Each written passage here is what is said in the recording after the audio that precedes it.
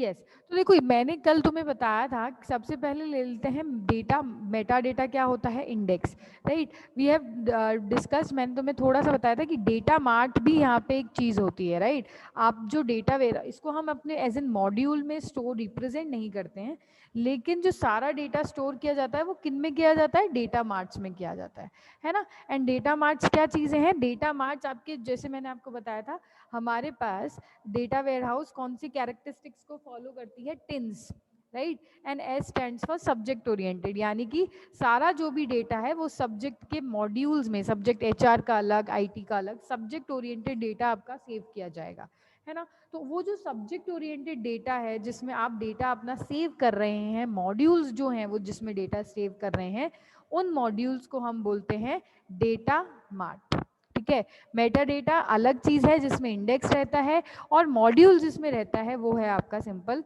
data marts ठीक है data mart is a subset of organisation wide data this subset of data is valuable to specific groups of an organization in other words we can claim that data mart contains specific to the particular group for example the marketing data mart may containing data related to item customer and sales ठीक है हम क्या कर रहे हैं अलग अलग groups में अपना डेटा डिस्ट्रीब्यूट कर रहे हैं क्योंकि हमारा एट दी एंड यही मेजर काम है कि हमको स्टोर करवाना है सारा का सारा कंटेंट राइट तो स्टोर करवा स्क्रीन अटक गई है क्या yes am I audible students screen clear है क्या एक बार मुझे बता दीजिए